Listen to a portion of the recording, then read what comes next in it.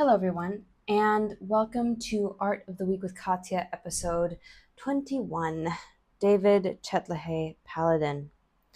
Now, a long time ago, I wanted to show you all a little bit about my personal journey as an art historian, where I come from. This, I guess, is jumping before the very beginning of the story. I had one art history class in high school where I grew up in the northeast of the United States, and I had a lot of exposure to artworks growing up. I loved going to museums as a kid. But I actually really thought about it, and I really want to show you all one of my favorite artists who I really loved working with his artworks in my very first internship in a museum. This was in the Tucson Museum of Art.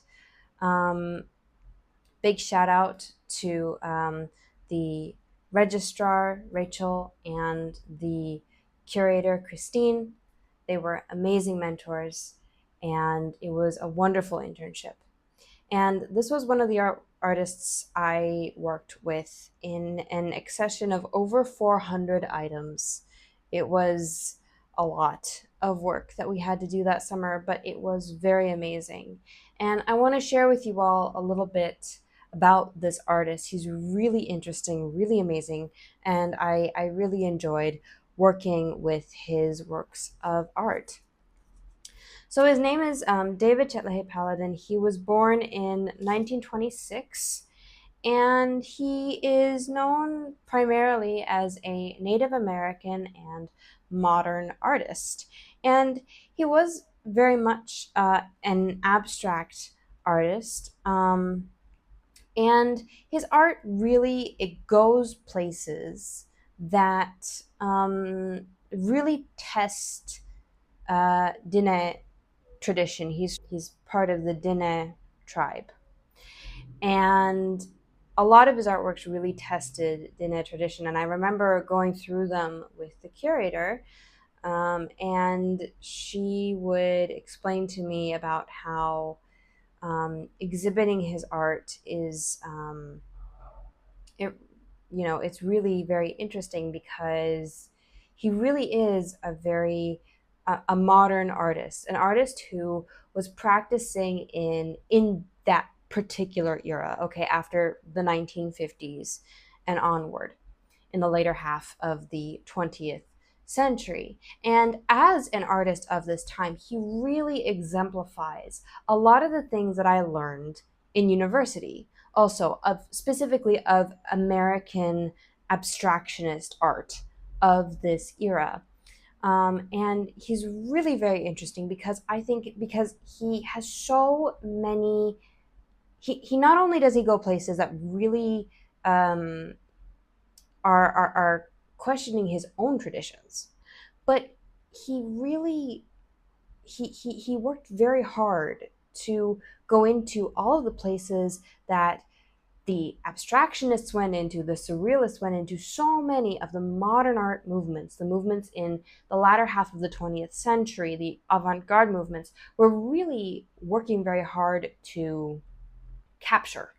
He really went into these as an artist during this time. And as a Native American artist, we see that he really had some amazing sources that he could take from that really inspired his work and that are really quite amazing and wonderful to look at. But what's also amazing is that you can basically, through his artworks, I think you can really see him change and develop over time and go through his various eras as an artist. You really never know when you encounter a Paladin which era you're looking at and which Paladin which era of his artistic development you're going to encounter. And there was no like he developed to this point and then that was like his peak point. Each development is so exciting and so interesting and so different. It's really extraordinary and wonderful to see. And that's really why he's one of my absolute favorite American artists, for sure. And see, he was very involved in, heavily concerned with symbolism and with, specifically with Native American legends. And these were not just Diné legends, but he also was exposed to many legends from many different tribes.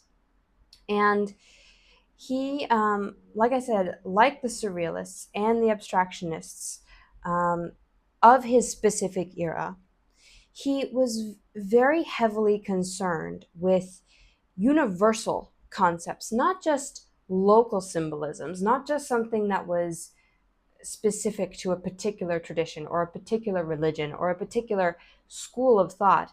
It was a real, his work was a very introspective, as well as, of course, something to put on the canvas, that was really trying to capture something, a universal understanding between the lines of consciousness and the subconsciousness, the unconsciousness.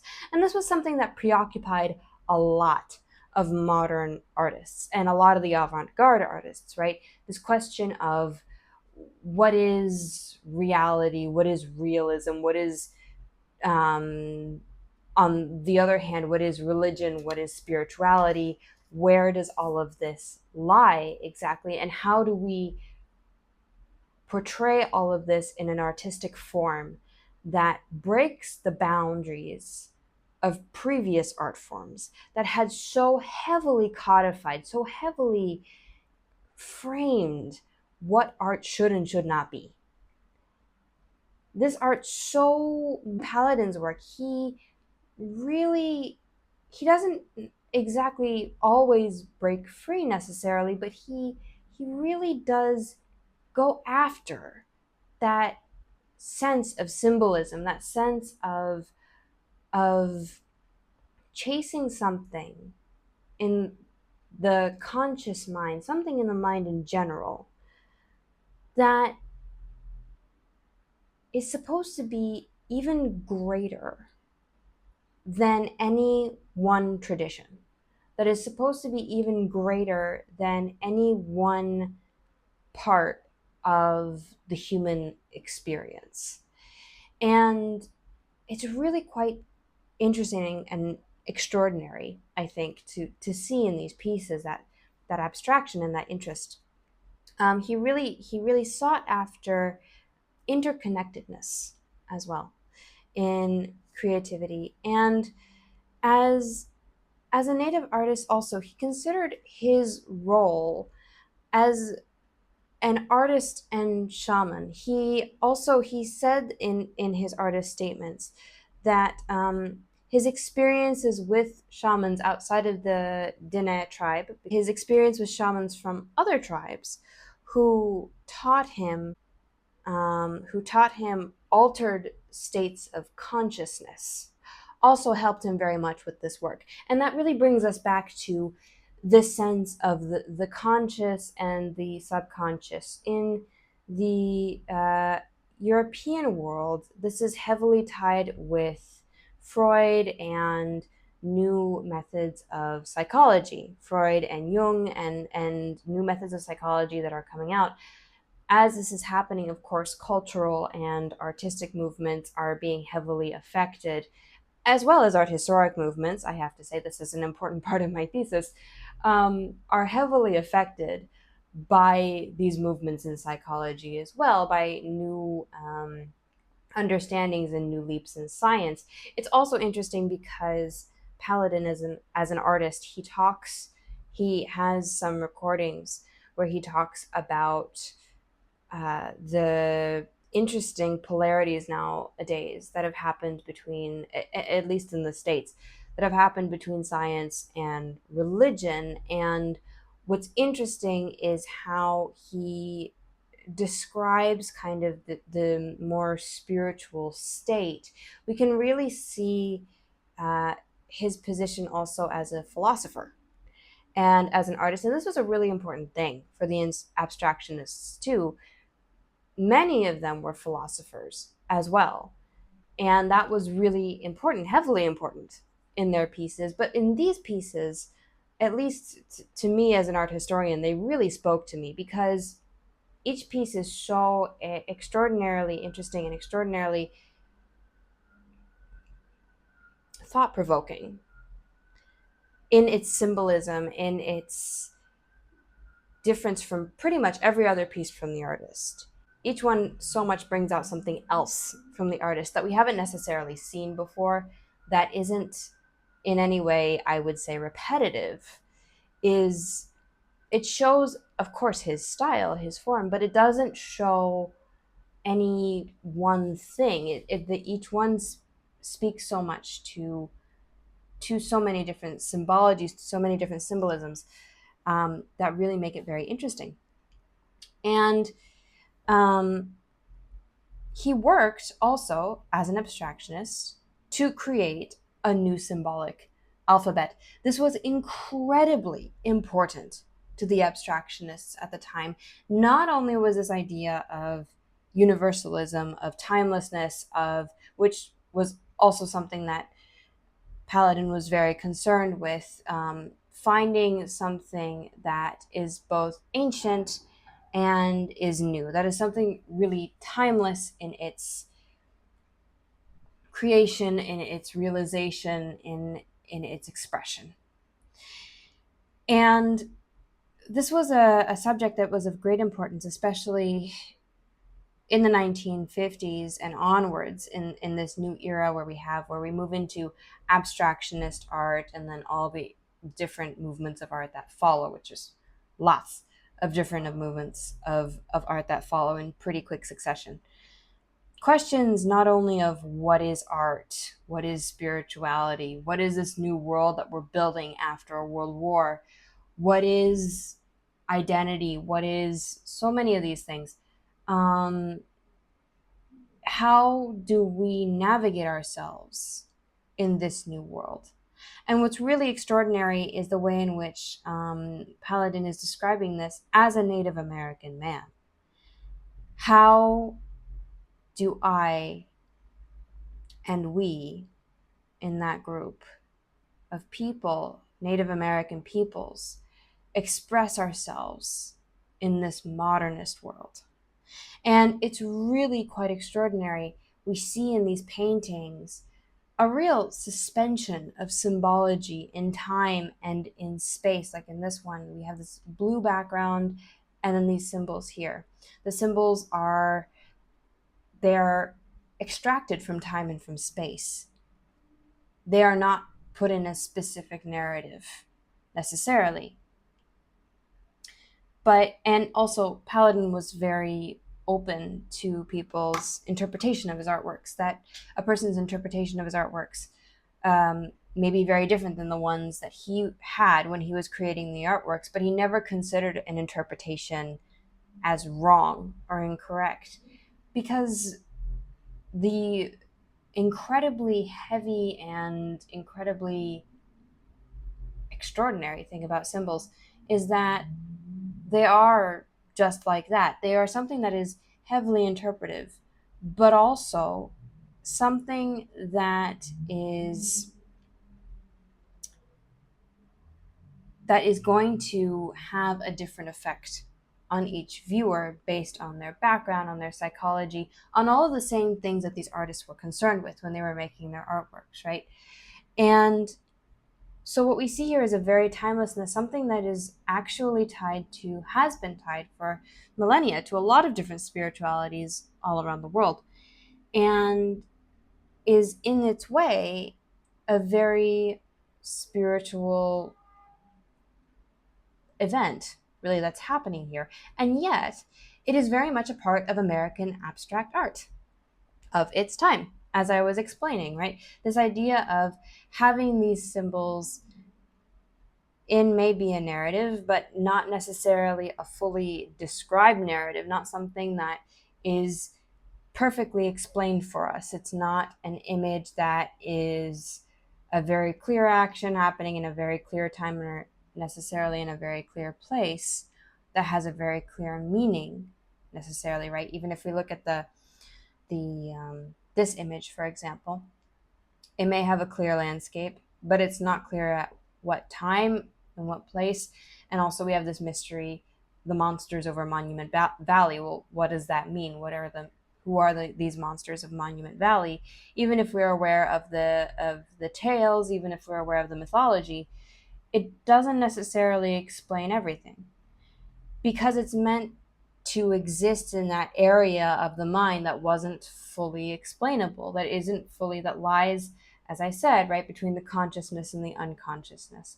And it was very much the work of the artists of that time, especially abstractionist artists, to try and pull out of the unconscious what they could, to pull out something that was universal, to pull out something that would show something that was supposed to be very timelessly, very universally human, something that was part of the human experience. But in this case, it's also something that is very much part of the experience of the artist at this time, in this place, and in these cases. And also, I mean, another thing that Paladin describes is that he worked very closely with concepts of intuition. And a lot of images would come to him as exercises of intuition, which is, again, all of this played very strongly and very importantly in the movement of abstractionism in the United States at the time. And that's what makes him such an important modernist at the time. And it was really, like I said, it's very quite extraordinary working with his pieces, working with his artworks, because it's so specific to his background as a Diné man and as an artist from that background, but also as an artist who is very much part of this abstractionist movement. We can really see in his pieces, and he describes also in this speech that I was listening to, he describes an interesting part about how he felt that the world was so stuck on trying to describe a stasis, and that it was in its moment of being stuck in trying to describe a static thing, it was not realizing any sense of becoming, any sense of movement. It's a very Platonic philosophy to describe, but it really is something that's very of its time. The art historians of this era are describing something like this. The artists of this era are describing something like this. And we can really see in this artwork right here, right now, right? This so much describes the eras of this time, a very important movement of abstractionist art, a movement that is really credited with getting the ball rolling, at least, in later modernist art movements, not to mention movements that would question the constructs of the institutional space so completely, so primarily, so in such an extraordinary way. And I really thank the curator with whom I worked with for the opportunity to have worked with these pieces, and for the opportunity of her knowledge and her expertise on this artist, because he really is such an extraordinary artist who was so much a part of this movement, and who so much exemplified American abstractionism in a very spiritual, very important way that brought in so many different forms of spirituality, Native American spirituality that was not even just Diné spirituality, but many different types of spirituality. And his play with intuition and these boundaries between the consciousness and the subconsciousness and the unconsciousness, and what exactly that meant. It was really, really quite extraordinary. And I wanted to share this with all of you because Hopefully you've heard of this artist, but if you haven't, here's a little taste. And if you ever get a chance to see his artworks, I highly recommend seeing them because, like I said, you will never be disappointed. There is never an era of Paladin that is like any other, really. They're each very unique and quite extraordinary, trying to capture so many different levels of who we are as human beings, the human experience, and the human journeys of what consciousness means or is very quite extraordinary in this artist's journeys with this topic. Anyway, thank you so much, and I'll see you soon on Art of the Week with Katya.